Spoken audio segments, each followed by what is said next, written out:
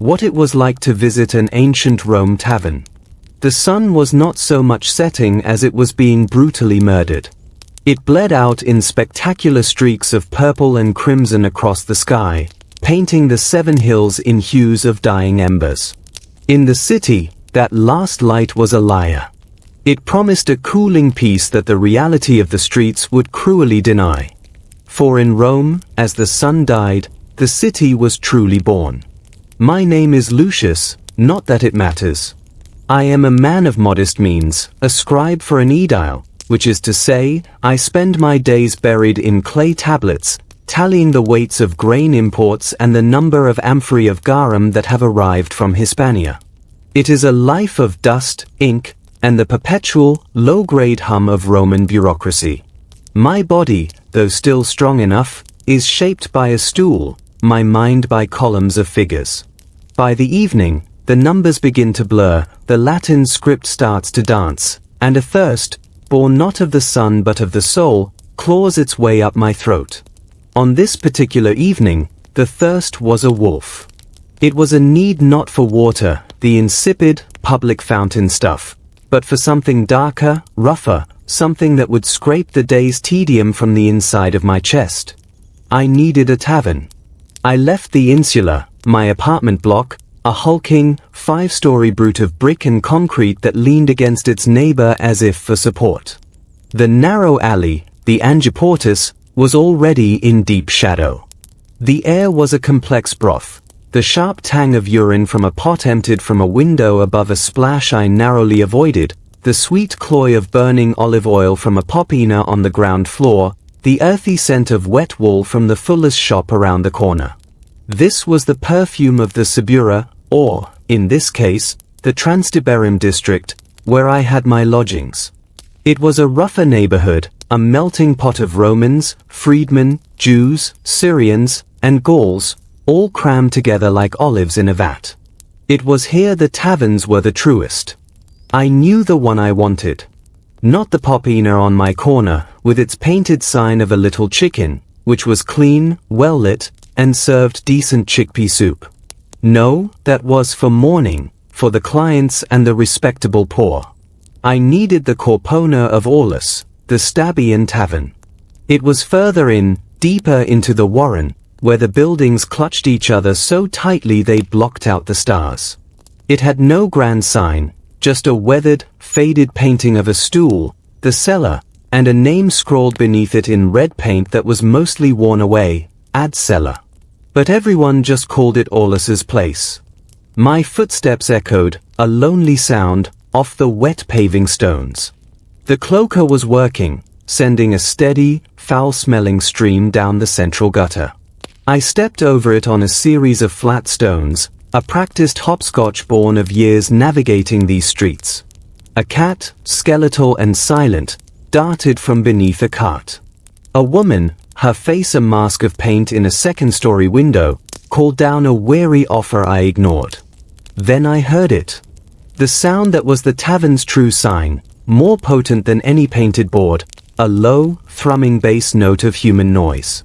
Not the sharp, argumentative bark of the forum, but a deeper, rounder sound. Laughter, not the polite kind, but the kind that erupts from the belly. The thud of a fist on a wooden table. The sharp, discordant notes of a tibia, a double flute, being played with more enthusiasm than skill. And over it all, the voice of Aulus himself, a bellow that could quell a riot, cursing a slave for breaking an amphora. The entrance was a low, arched doorway, unadorned, with a tattered leather curtain that hung limply, holding in the warmth and the smoke. I pushed it aside. The world changed. The cool, damp, open air of the street was replaced by a thick, pungent, living atmosphere. It was a physical presence, a blanket that wrapped around me. The first thing that assaulted the senses was the smoke. It hung in a blue-gray layer from the ceiling, swirling in the light of half a dozen clay oil lamps. They sat on iron stands and on the bar, the limes, their flames tiny, wavering points of light that did more to create shadows than dispel them. The ceiling above was black with soot, like the inside of a forge. Then came the smell. It was a magnificent, monstrous concoction. The base note was wine, the sharp, acidic scent of the cheap, resinated stuff, the laura, that was the house staple. Over that, the savory, meaty scent of something cooking, a pork stew, heavy with garum, that fermented fish sauce that was the secret soul of Roman cooking, and herbs. Underneath it all were the earthier smells, oiled wood, unwashed wool, the sour tang of sweat, the metallic hint of blood from a butcher's boy in the corner, and the faint, sweet perfume of cloves or myrrh from a Syrian merchant's cloak. My eyes adjusted. The room was not large, but it was deceptively deep. To the left was the limes, a solid L-shaped counter of rough-hewn stone, pitted and stained by 1,000 years of spilled wine. On it sat the tools of Aulus's trade, a row of stoppered amphorae of different sizes, a bronze cauldron of warm water for mixing, a stack of terracotta cups, the calices, some chipped, all worn smooth. Behind the counter, a large, walled-off hearth served as the kitchen, its fire casting dancing, monstrous shadows. The rest of the room was filled with a haphazard collection of tables and chairs. There were no couches here, no triclinium for elegant, reclining dining. This was a place for sitting upright, for the populace. Heavy, four-legged oak tables, scarred by knives and stained with wine. Rickety stools, the celly that gave the tavern its name, and a few sturdier chairs. In the back, I knew, were a few small, curtained-off cubicles, the celly, where a man could get a more private meal, or, for a few extra asses, a more intimate kind of service. And the people. They were the true decor. They filled every stool, every chair, leaned against the walls, squatted in corners. They were a mosaic of the Roman underbelly. There was a group of dockworkers from the nearby emporium, their tunics still stained with the rust red of Spanish wine and the grey of Gallic earth, their hands thick as haunches of ham, their laughter booming. They were playing tailai, knucklebones, slamming the sheep's knuckles onto the table with grunts of triumph or groans of despair, a pile of asses and cestati glinting in the lamplight between them. Their Latin was coarse, full of Greek curses and the rhythmic slang of the riverfront. In a corner, a man sat alone.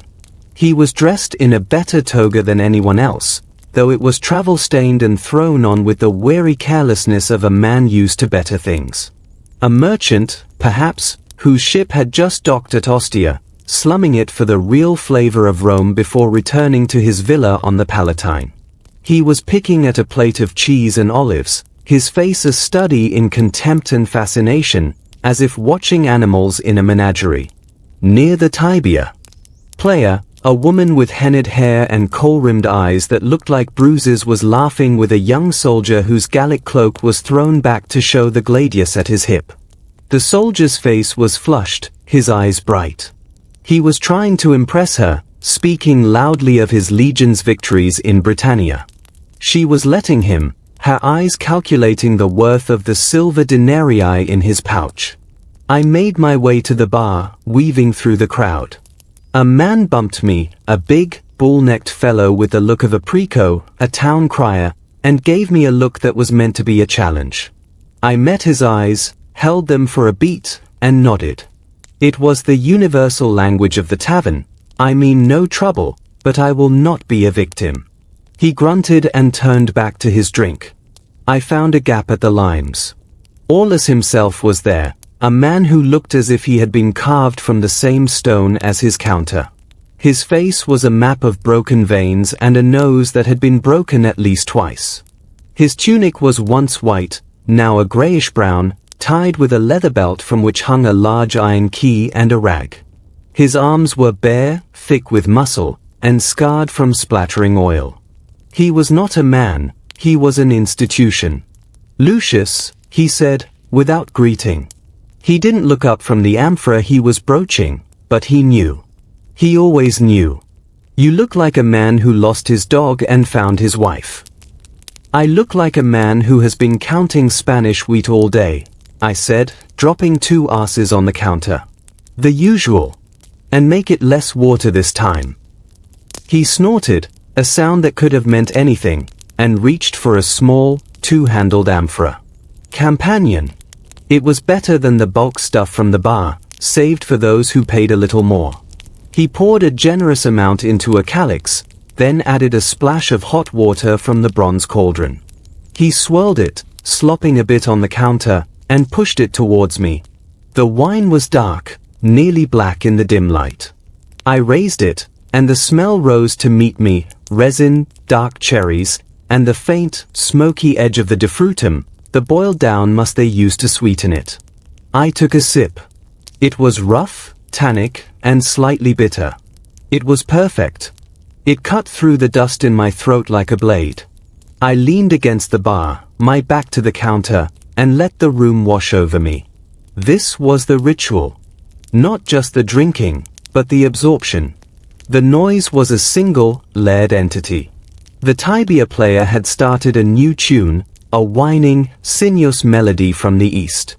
The knucklebones clattered. Aulus was now yelling at a kitchen slave, a Gaul with frightened eyes, about the consistency of the pulse, the porridge. Over in a corner, two men were arguing about the latest races in the Circus Maximus, their voices rising to a fever pitch. The Reds were robbed. One shouted, his face purple. The Greens had a charioteer who was half horse. He was a cheat, the other roared back. His father was an Etruscan whore. It was politics, Roman style. Aulus didn't intervene. He knew it would blow over, or someone would land a punch, he'd throw them both out, and the rest of the night would continue. It was the natural cycle of the tavern. I let my gaze wander. On the wall behind the bar, scratched into the plaster, was a lifetime of silent stories. There was a crude but unmistakable drawing of a phallus, the fascinum, a common sight, meant to ward off the evil eye. Next to it, someone had written, habit. His had it. A gladiatorial cry, likely scrawled after a night of heavy betting. Another inscription, in a neat, educated hand, read, Amor muse ist hic, my love is here. A poignant ghost of a memory, lost to the smoke. And there, the inevitable, scratched by a nail, Lucius Cacavit. A testament to the timeless wit of the Roman drunk. I smiled.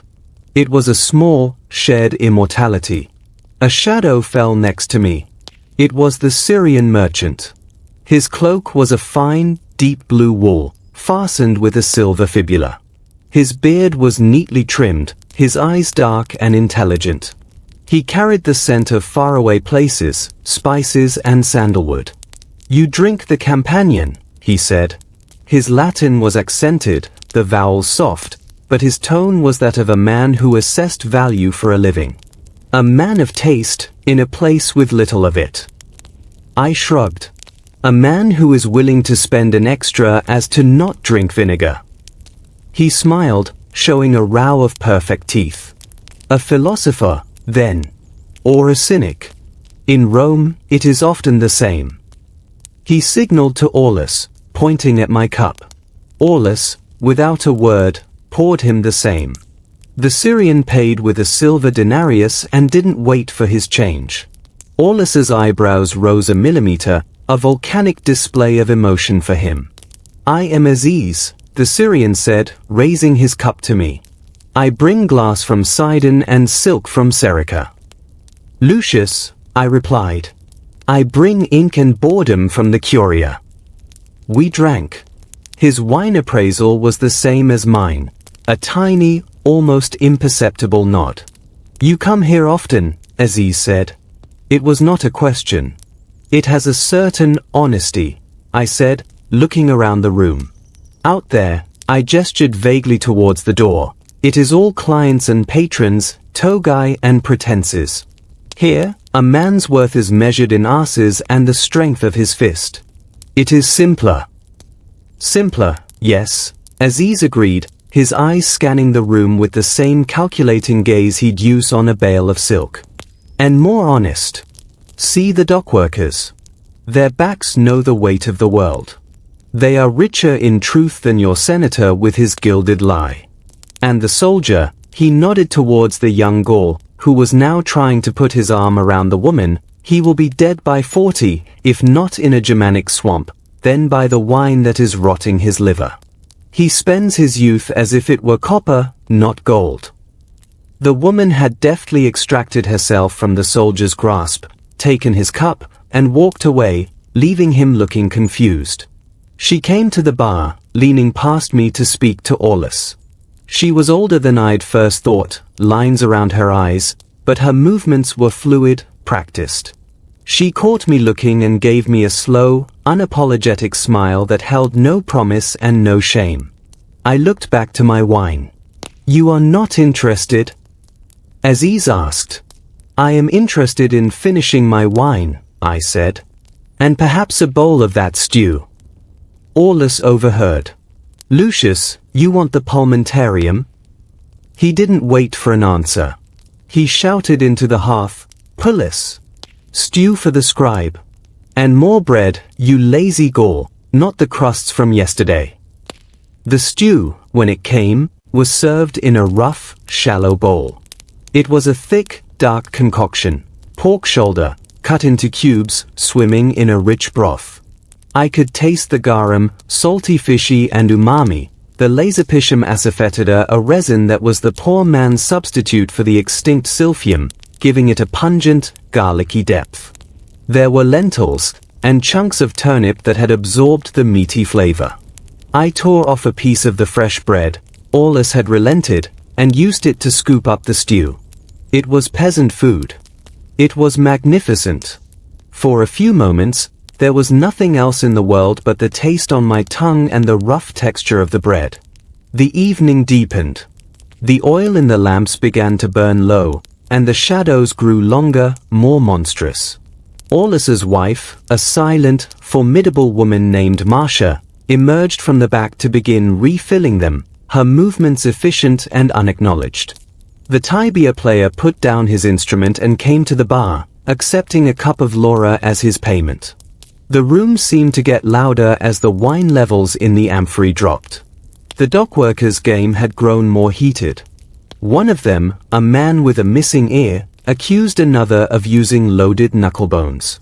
The accusation hung in the air, a sharpening of the atmosphere. Then, the door's leather curtain was thrown back with a violent slap, and the temperature in the room dropped. 3 men entered. They were not from the neighborhood. They wore tunics of good, clean wool, and sturdy boots, not the simple calcii of working men. They were clean-shaven, their hair short. 2 of them had the hard, blank eyes of bodyguards. The third, the one in front, was different. He was tall, lean, with a face like a knife. His eyes were pale, cold, and they swept the room not as a man looking for a drink, but as an overseer checking inventory. He wore a lena, a thick woolen cloak, pinned with a golden brooch in the shape of a thunderbolt. A man with a patron, and a powerful one. Silence did not fall, but it thickened. The laughter became a murmur. The knucklebones froze in midair. Aulus's hand, reaching for a cup, stopped. The air, once thick with camaraderie, became taut as a rope. The man's eyes found their target. The lone merchant in the corner, the one in the travel-stained toga. The man with the knife face walked over to him, his 2 shadows flanking him. He did not sit. He stood over the merchant, who looked up, his face draining of color. "Gaius Fundanius," the knife-faced man said. His voice was low, but in the relative quiet, it carried. "Your creditor is most displeased. He has been looking for you." The merchant, Gaius, tried to summon indignation. I have a ship due from Alexandria any day. The payment will be made. The payment is 3 weeks overdue. The interest, as you know, compounds daily. The man reached out and picked up an olive from Gaius's plate, examining it before popping it into his mouth. "My patron does not like to wait. He has sent me to remind you of your obligation." He leaned down, placing his hands on the table, bringing his face close to Gaius's. "He is a patient man, but his patience, like your debt, compounds daily. You have until the Ides of next month. If the payment is not made, he straightened up. Perhaps you will find your ship at the bottom of the harbor, and you with it. He stared at Gaius for a long, cold moment, then turned. His eyes flicked over the rest of us. They lingered on me for a second, a scribe, a man of records, perhaps someone of use, and then on Aziz, the wealthy Syrian, marking him. He gave a curt nod to Aulus, a nod that was less a greeting than a warning, and then he was gone, his men falling in behind him. The leather curtain slapped shut. The silence held for 3 heartbeats.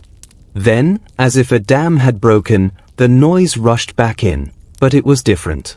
The laughter was louder, more frantic. The knucklebones were slammed down with exaggerated force.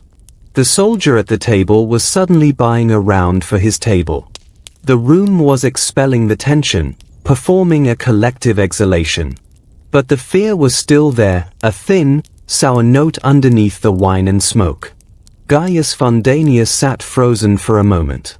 Then, with a hand that trembled, he drained his cup, threw a few coins on the table, and hurried out, his toga flapping behind him. His departure went almost unnoticed. He was already a ghost.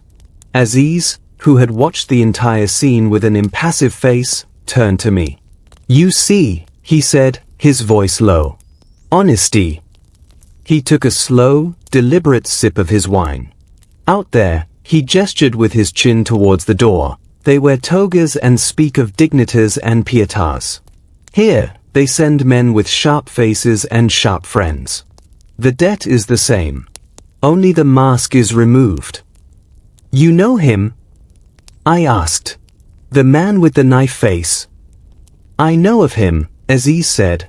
"He is a viator, a summoner. But he summons more than men to court. He is a debt collector for one of the great men, a man with interests in shipping, in grain, in everything. His name is Thrasyllus. He is a freedman of the Claudii, I think. He is efficient. He is also thorough. That merchant will pay, or he will not see the Ides." I nodded, a chill that had nothing to do with the night air running down my spine. I had a debt myself, to my landlord, to the baker. Nothing compared to that merchant, I was sure. But it was a reminder. The great machinery of Rome, the power of the patrons, it was not confined to the marble halls of the Forum. It reached down into the alleys, into the smoke-filled Corpani. It touched everyone. To steady myself, I signaled for another cup. This time, Aulus came over himself. He poured, and this time, he didn't water it at all. "Who was he?" I asked him, though I knew the answer. "Trouble," Aulus grunted, wiping the counter with his rag, a furious, unnecessary motion. "He comes, he reminds, he leaves. That is all. But he brings the stink of the Palatine with him." He leaned in, his voice dropping to a conspiratorial rumble. "This is my place. In here, my rules. The vigils, the urban cohorts, they do not come here unless I call them. But men like that, they are not the law. They are something worse. They are the law's shadow." He moved away to yell at a dockworker who was trying to leave without paying for his last cup. The man laughed, threw a handful of coins on the table, and staggered out into the night, his companions following, their voices echoing in the alley before fading. The tavern was thinning out. The soldier had finally left, alone, his Gallic pride dented. The henna-haired woman had disappeared into one of the back celli with a different man, a silent, grey-haired fellow in a tunic that had once been expensive. The Tibia player was gone. Only the core remained, Aziz and me at the bar, a few diehards at the tables, and the ever-present Aulus and his silent wife. The quality of the noise had changed. It was lower, more intimate. The laughter was softer, the conversations more private. A pair of old men in the corner were talking in low, urgent voices about the price of grain, their heads close together, their world reduced to the space between them. Another man, a scribe like me, but from a different office, was asleep with his head on his arms, a puddle of wine spreading around his elbow. This was my favorite hour. The frenzy was over. The masks, the bravado of the soldier, the calculation of the prostitute, the competitive male energy of the dockworkers, had been shed. What was left was a quieter, more desperate kind of honesty. The men talking about grain were worried about feeding their families. The sleeping scribe had likely drunk to forget a day of humiliation at the hands of his superior. The tiredness in Aulus's shoulders as he stacked the cups spoke of a lifetime of labor and the constant, grinding pressure of keeping a business afloat in a city that devoured the weak. Aziz was still there, a patient, silent presence. He had ordered a plate of roasted chickpeas and was eating them one by one, slowly. "You do not have to be home?" I asked him. He smiled, that enigmatic, appraising smile. "Home is where my goods are. They are in a warehouse near the Porticus Aemilia, guarded by men I trust. This," he gestured around him, "is a kind of home. A place where a man can be anonymous. In my country, we have Khan, caravanserais, where men of all tribes and languages meet. It is the same. The wine is different. The curses are different. But the heart of it is the same. Men come to forget, to remember, to find comfort or a fight. It is a mirror." "A smoky, wine-stained mirror," I said. "The best kind," he replied. "It does not lie with Polish." We sat in companionable silence for a while. Aulus came by, refilled our cups without asking, and took a handful of Aziz's chickpeas as payment. Aziz laughed, a genuine laugh, the first I'd heard from him. "He is a good man, Aulus," Aziz said. "A brute, but a good man. He has a sign behind the counter." I turned to look. It was a small painting, barely visible in the dim light, of a Fasinum, but also, next to it, a small Lares, a household god, a painted terracotta figure on a little shelf. "He gives an offering every morning. He believes. It is a fragile hope, but he keeps it lit." I thought about my own room in the insula, 5 flights up, with its view of a brick wall and its single, precious oil lamp. I had no Lares. I had my stylus, my tablets, a bed, and a small chest with a few tunics. It was a life of movement, of impermanence. Places like this, with their accumulated layers of smoke, memory, and scratched graffiti, they were the closest thing to a constant I had. The drunk scribe stirred, groaned, and slowly lifted his head. He blinked, looked around with the confusion of a man who didn't know where he was, then seemed to remember. He called for his bill, paid it with the precise, careful movements of a man who was making a significant dent in his week's wages, and walked out, weaving but determined. The 2 old men discussing grain had left. The only other patron was a solitary figure in a hooded cloak, cucullus, sitting in the darkest corner, nursing a single cup that he'd been working on for hours. He hadn't moved, hadn't spoken. He was a statue of pure, silent misery. Aulus didn't bother him. He knew the type. A man who had lost something, a lawsuit, a love, a fortune, and was trying to drown the memory. Marcia emerged again, this time to begin snuffing out the lamps. The room was shrinking, the shadows winning. The fire in the hearth had died down to a pile of glowing embers, casting a dim, ruddy glow. The air was thick now, a palpable fog of smoke and spent breath. Aulus came and stood in front of me, his bulk blocking out what little light remained. "Lucius," he said, "it is late. Or early. Your choice." I looked at my cup. It was empty. I had lost count. 3? 4? My head felt clear, though, or perhaps it was a clarity born of exhaustion and wine. My tongue was thick, my limbs heavy. It was time.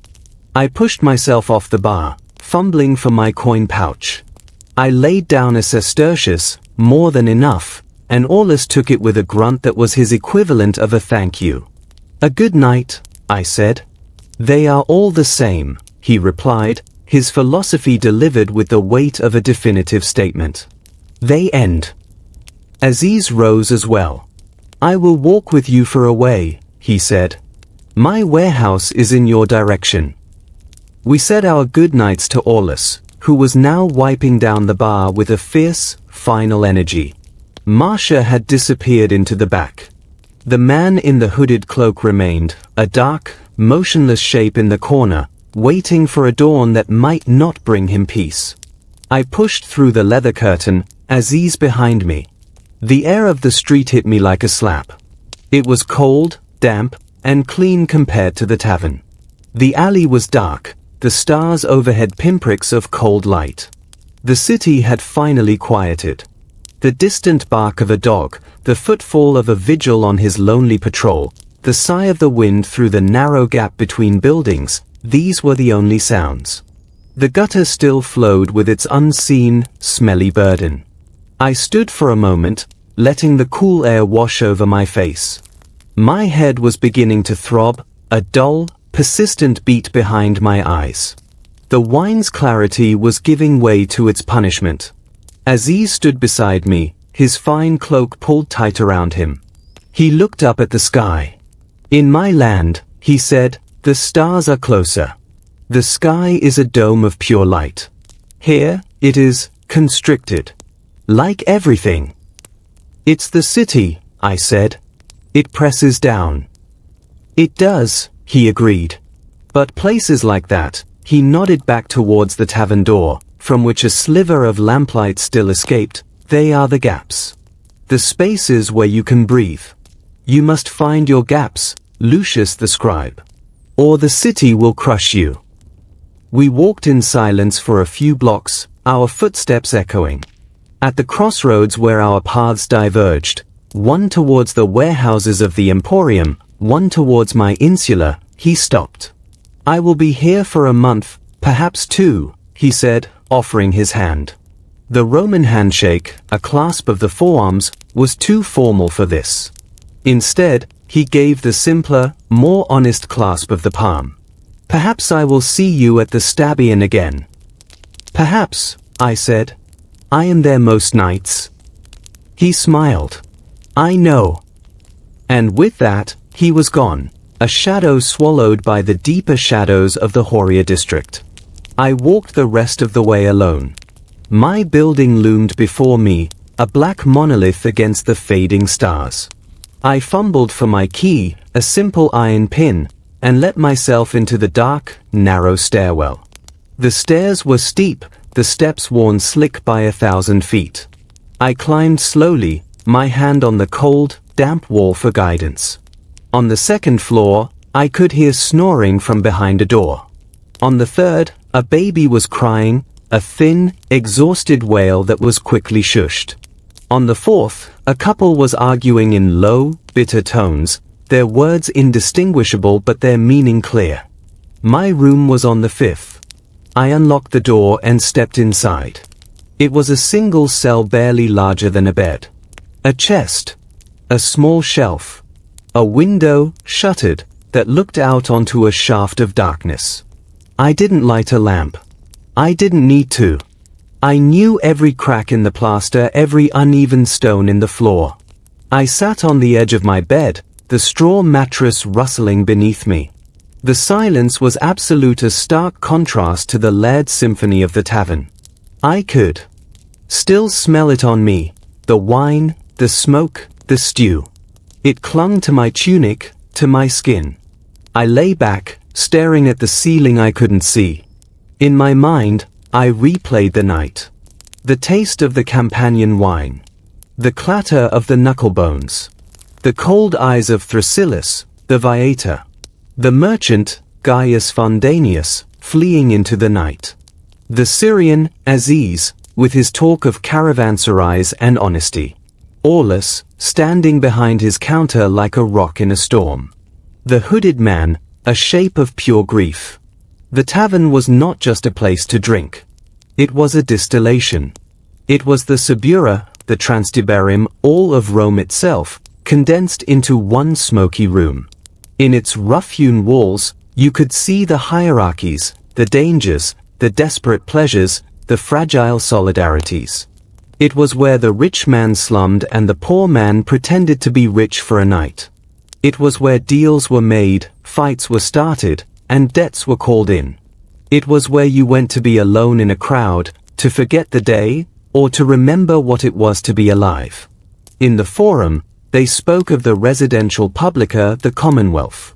In the Senate, they debated the fate of provinces. But here, in the Stabian Tavern of Aulus, was the true republic, the republic of the thirsty, the weary, the hopeful, and the damned. It was a noisy, dirty, dangerous, and utterly vital republic. And I was its citizen. The wine finally took full hold. The day's numbers, the faces in the tavern, the cold eyes of the viator, the taste of the garum, it all began to blur, to soften at the edges. I closed my eyes, and the darkness behind them was the same as the darkness of my room. I could still hear the echo of the tibia, a whining, distant melody. I could still feel the weight of the calyx in my hand. I slept, and I dreamed not of ledgers and grain quotas, but of a stone counter, pitted with age, and of a painted façanum warding off the evil eye from a soot-blackened ceiling. When I woke, the light was a thin, grey line under the shutter. The city was waking up. I could hear the carts beginning to rumble, the shouts of the copi setting up their food stalls, the eternal, unceasing noise of Rome. My mouth tasted of the floor of the tavern. My head ached with a dull, familiar thud. I rose, splashed water on my face from the jug in the corner, and pulled on my cleanest tunic. I had another day of counting grain ahead of me. Another day of ink and dust. But as I went to the window and pushed open the shutters, letting in the grey, unforgiving light, I knew that tonight, or tomorrow, or the night after, I would find my way back. I would push aside the leather curtain, step into the warm, smoky fog, and place my asses on the scarred stone counter. The usual, I would say to Aulus. And he would pour. And for a few hours, the numbers would fade, the hierarchies would dissolve, and I would be just another man in the great, chaotic, magnificent republic of the tavern. It was, as Aziz had said, a gap. A place to breathe. And in the crushing, monumental weight of Rome, a man needed all the gaps he could find. The weight of the cup. The morning after was always a punishment, but it was a punishment I had long since learned to bear. Rome did not allow for self-indulgence. The sun rose, indifferent to the condition of a minor scribe, and the machinery of the city ground on, demanding its due. I dressed in my plain tunic, the one without the clavis, the narrow purple stripe that marked a man of higher station. I was nobody, and my clothing announced it. I stopped at the popina on the corner, the one with the painted chicken, and bought a ponies focaccious, a flatbread baked in ashes, and a small cup of malsum, honeyed wine, to settle my stomach. The woman who served me, a stout, silent Umbrian, knew my morning face. She added a sprinkle of salt to the bread without being asked. Small mercies. The curia where I worked was not the great Senate house on the Forum, but a smaller, grimmer building near the Basilica Aemilia. It was a warren of offices, storage rooms, and archives, a bureaucratic labyrinth where the empire's mundane affairs were processed. My master, the Aedile Aulus Sempronius Gracchus, was a man of middling ambition and low cunning. He was responsible for the grain supply of one of the city's 14 regions, a task that involved 1,000 petty transactions, bribes disguised as sportuli, and the constant, wearying work of keeping the plebs fed so they would not riot. I climbed the stone steps, nodded to the lictor who guarded the door, a bored veteran with a bundle of rods, the fasces, that symbolized a power he did not truly wield, and entered the office. The air inside was already warm, thick with the smell of papyrus, old ink, and the faint, animal scent of the leather straps that bound the scrolls. My desk was a small, wobbly table near a window that offered a view of a wall. On it sat my stylus, a bronze rod with a flat eraser on one end, my wax tablets, and a stack of ostraca, potsherds, that had been used for quick notes and needed to be transcribed onto more permanent paper. The work was endless. I sat down, picked up my stylus, and stared at the first tablet. A column of numbers. Modii of wheat from Sicily. Amphorae of oil from Baetica. The names of merchants, the seals of inspectors. My head throbbed in sympathy with the monotony. The morning passed in a blur of scratching and erasing. The other scribes, 4 of us in this cramped room, worked in silence, the only sounds the whisper of papyrus and the occasional sigh. There was Marcus, an older man with ink-stained fingers who had once been a freedman of a wealthy family and had fallen into this work after his patron died. He was bitter, his humor sharp as a blade. Then there were the 2 younger ones, Gaius and Sextus, who were still full of the ambition of men who thought this job was a stepping stone. They whispered about postings in Egypt, in Gaul, about becoming ab epistulis for some senator. I knew better. This was a tomb, not a ladder. At the Sexta Hora, noon, we stopped. The heat was oppressive. The thin beam of sun that managed to find its way through the high window was now a blade of white light that fell across my tablet, making the wax glisten. I rubbed my eyes. My head had moved from a dull thud to a sharp, insistent ache behind my eyes. The companion wine from the night before was exacting its toll. Marcus shuffled over, leaning on his desk. He was a thin man, his face lined like dried clay. "You look like a man who visited Aulus's last night," he said, his voice a dry rustle. "You look like a man who knows the look," I replied. He chuckled, a sound without humor. "I used to know it well. Now my stomach does not permit it. The Laura at Aulus's, it is good for the soul, but it murders the gut." He paused, glancing towards the aedile's private office. "Gracchus is in a mood. A shipment of grain from Ostia is short. He is blaming everyone but the man who took the bribe to look the other way."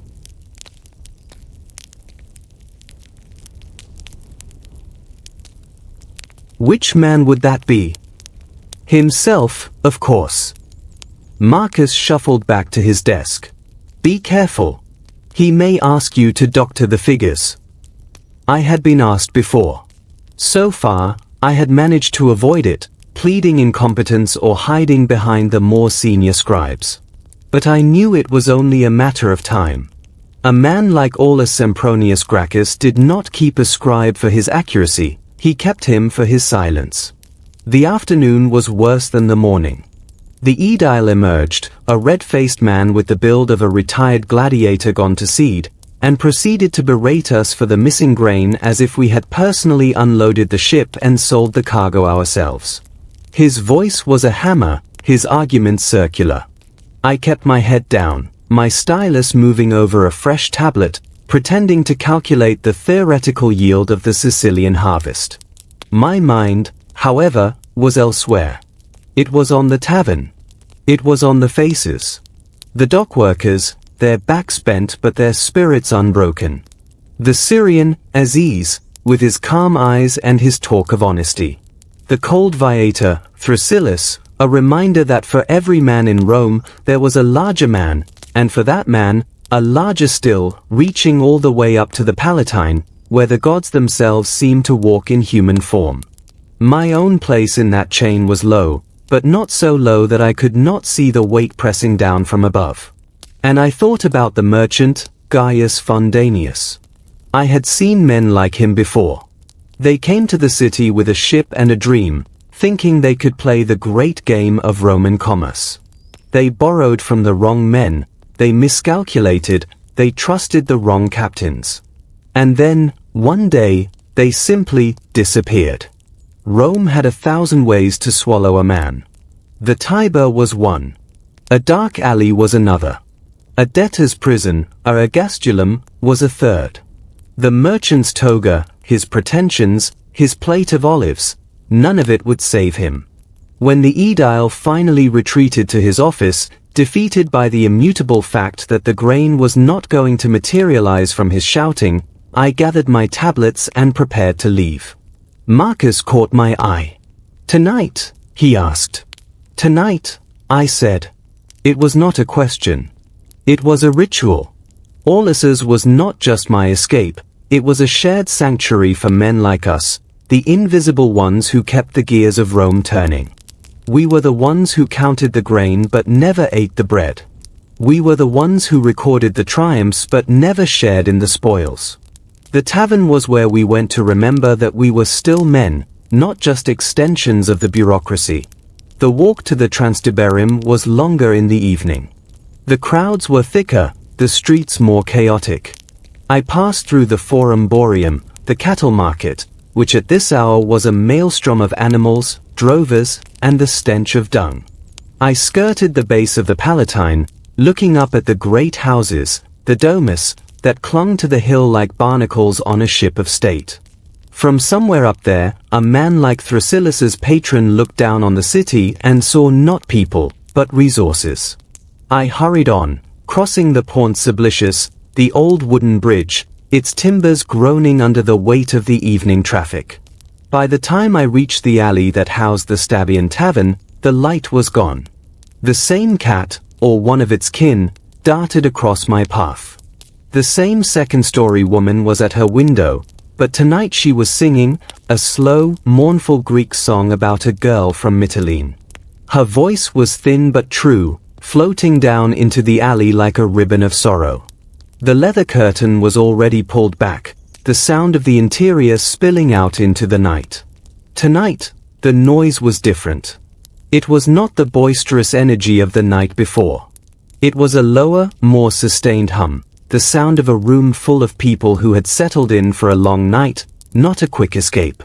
I pushed inside. The smoke was, impossibly, thicker than the night before. The lamps were all lit, and the fire in the hearth was roaring, a great beast of flame that sent waves of heat across the room. Aulus was at his post, his face gleaming with sweat. He saw me and gave a single, sharp nod. I found a spot at the bar, near the end, and waited. He came over, his heavy steps making the flagstones vibrate. "Lucius." "The usual." I nodded. He poured, this time with less water, and pushed the calyx towards me. I took a long, slow drink. The wine hit my empty stomach like a stone dropped into a well, but the warmth that spread from it was welcome. The ache behind my eyes began to soften. I looked around. The dock workers were here again, the same group, though one of them, the one with the missing ear, was not among them. A different man had taken his place, younger, quieter, his eyes watching the knucklebones game with a nervous intensity. The soldier from the night before was absent. In his place, two sailors from the Emporium sat with a woman who was not the henna-haired one, but a younger girl, her hair dark and braided, her face a mask of practiced neutrality. She was not a professional, I thought. Or not yet. She had the look of a girl who had come to the city looking for work and found this instead.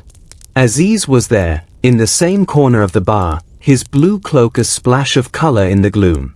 He saw me and raised his cup. I raised mine in return. He was with someone tonight, a man older, with a grizzled beard and the weathered skin of a sailor. They were speaking in low tones, their heads together, the language not Latin, but the fluid, guttural tongue of the Syrian coast. I settled into my spot, letting the wine and the atmosphere do their work. But tonight, the usual comfort was elusive. There was an edge to the room, a tension that lay beneath the laughter. It was in the way the dockworkers' game was a little too loud, a little too aggressive. It was in the way Aulus kept glancing towards the door, his jaw tight. It was in the way the girl with the braids kept looking over her shoulder. Something had shifted. Aulus came back to refill my cup, and I decided to ask. "What is it? What's wrong?" He grunted, wiping the counter with his rag. "You heard about the merchant? The one the Viator came for last night? Gaius Fundanius." "Him." Aulus leaned in, his voice dropping. "He's dead." The words hung in the air between us. I felt a cold trickle, unrelated to the wine, run down my spine. "How?" "Found in the Tiber this morning, near the Ponce Emilius. Fishermen pulled him out. His purse was gone, his rings, his toga. Looked like a robbery." "But you don't think it was?" Aulus's eyes were hard. "A man who owes a fortune to a Palatine creditor is found drowned, stripped of everything that could identify him, less than a day after a viator threatens him? That is not robbery. That is efficiency." I thought of Thrasyllus, his cold, pale eyes, the way he had popped the olive into his mouth as if he had all the time in the world. The vigils? Will they investigate? Aulus let out a short, harsh laugh. "The vigils investigate fires, Lucius. They do not investigate dead merchants who owe money to the powerful. The official cause will be accidental drowning. A drunk man, fallen in the river. The records will show it. There will be no questions." I stared into my cup. The wine seemed darker now, less a comfort than a reminder. "And the debt? It will pass to his family, if he has any. Or it will be forgiven. A gesture of magnanimity from the creditor. The poor man drowned in his despair.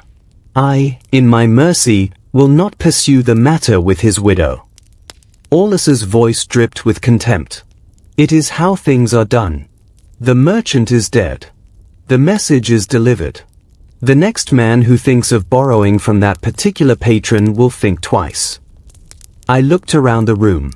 Did the others know? The dockworkers were still playing their game, their laughter now seeming hollow, a performance to mask the same unease I felt. The two sailors had stopped talking to the girl. They were now hunched over their cups, their faces closed. The girl was staring at the fire, her eyes vacant. Aziz had finished his conversation. The sailor left, and Aziz moved from his corner to the bar, settling on the stool next to mine. His face was calm, but his eyes were watchful. "You heard," he said.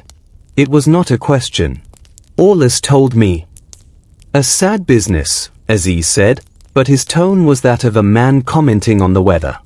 "The merchant played a dangerous game. He lost. He was killed," I said, the word feeling heavy and inadequate. Aziz shrugged, a subtle, elegant movement. "In Rome, that is the same thing. The game is played with sharpened pieces. He borrowed from a man who does not accept losses. He should have borrowed from a man who does." "And who are those men?"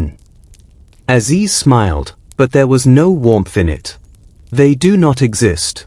Power in Rome does not forgive. It only postpones. The merchant bought time, and time ran out."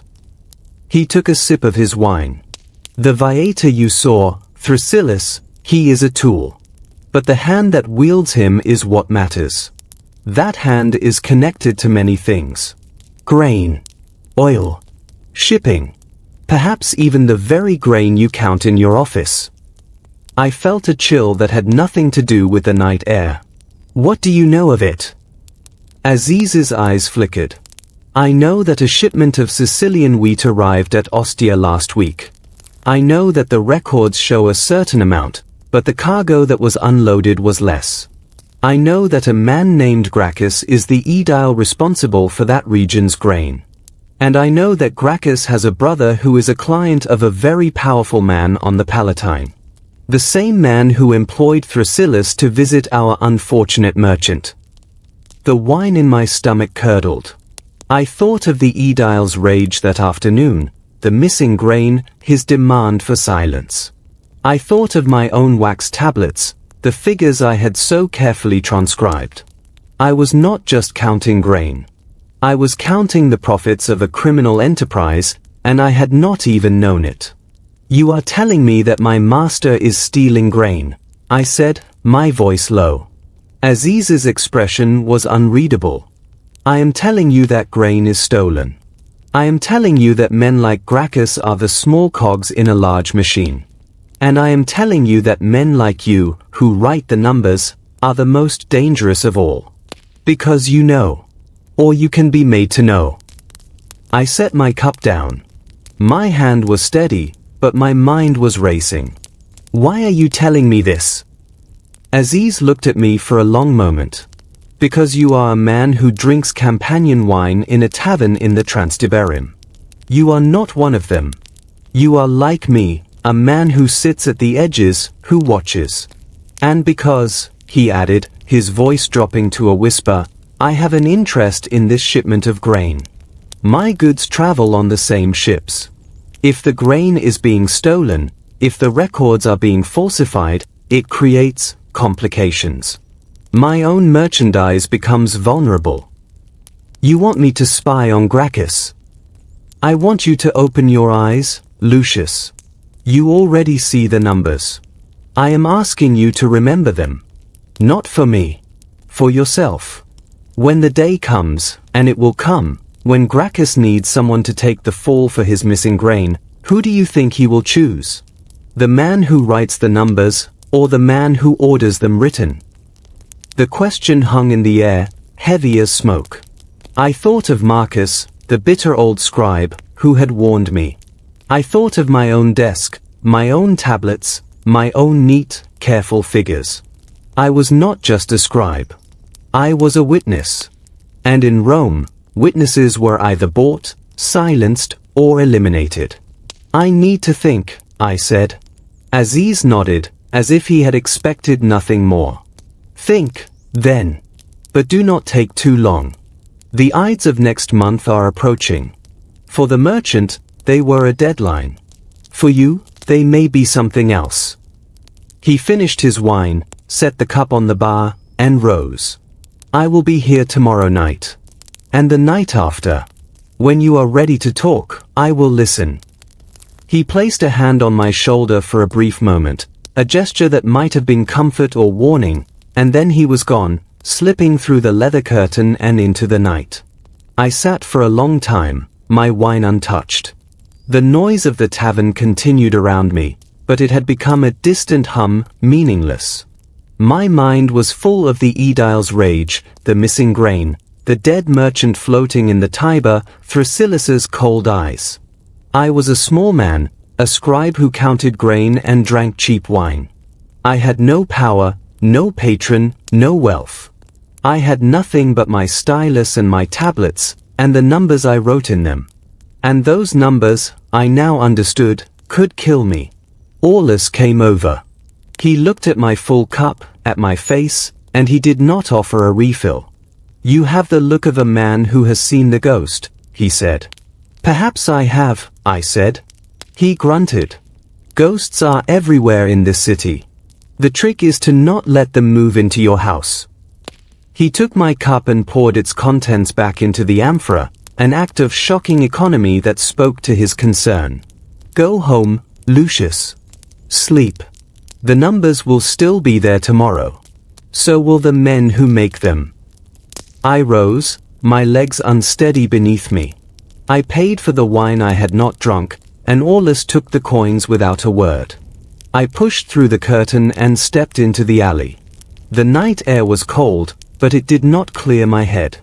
The stars were hidden behind a thin layer of cloud, and the alley was a tunnel of absolute darkness. I stood for a moment, letting my eyes adjust, and then I began to walk. I did not go home. Instead, I found myself turning not towards my insula, but towards the river. I walked through the silent streets, past the shuttered shops and the sleeping houses, until I reached the Ponce Milius. The bridge was deserted at this hour, a stone arch spanning the dark water. I leaned against the parapet and looked down. The Tiber was a black ribbon, flowing slowly, silently, towards the sea. Somewhere down there, perhaps tangled in the reeds or caught against a pier, the body of Gaius Fundanius had been found. A man who had eaten olives in a tavern, who had a ship coming from Alexandria, who had debts he could not pay. Now he was nothing. A statistic. A cautionary tale. I thought of Aziz's words. When the day comes when Gracchus needs someone to take the fall, who do you think he will choose? I knew the answer. He would choose me. I was the one who wrote the numbers. I was the one who could be made to confess to incompetence, to corruption, to theft. I was the one who could be thrown to the vigils, or to a viator like Thrasylus, to protect the men above me. The water flowed on, indifferent. I stood there for a long time, until the cold seeped through my thin tunic and my fingers were numb. And then I turned and walked home, my steps slow, my mind a whirl of fear and calculation. The next day at the office was surreal. I sat at my desk, my stylus in my hand, and I looked at the numbers on the tablets as if seeing them for the first time. They were not just numbers. They were a map. A record of theft. I began to remember them, as Aziz had suggested. I did not write them down, that would be suicide, but I memoized them. The modii of wheat that had been recorded as received. The modii that had actually been unloaded. The names of the merchants whose payments had been recorded as made. The names of those who were still waiting. The gaps.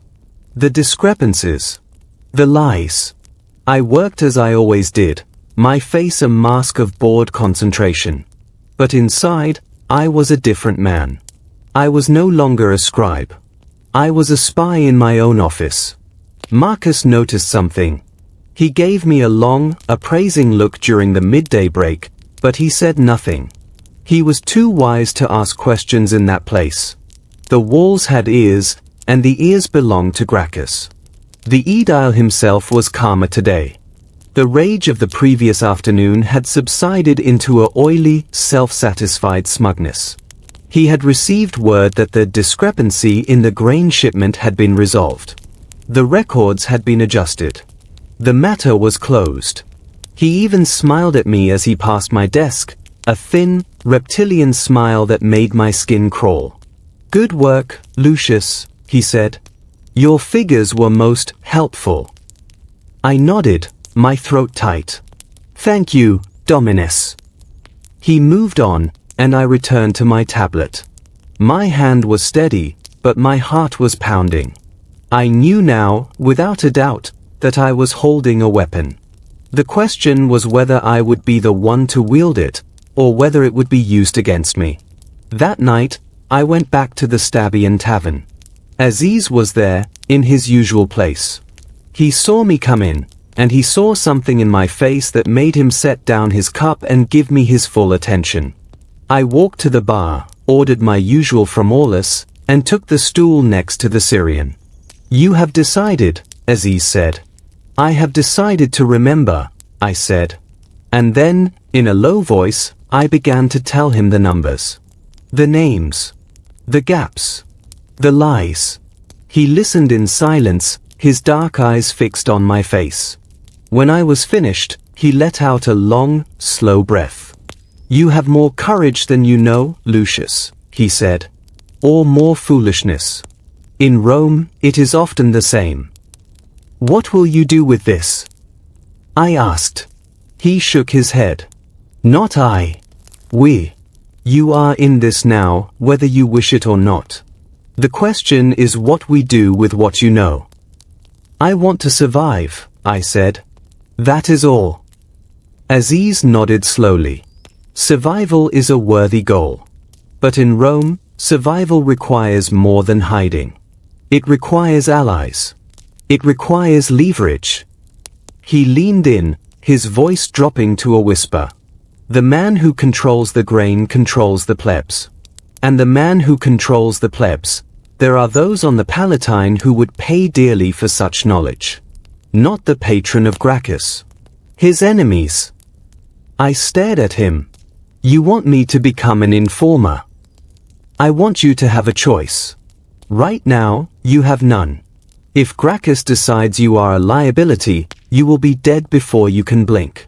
But if you have something that another man wants, something that can be used against Gracchus and his patron, then you are not a liability. You are an asset. And assets are protected."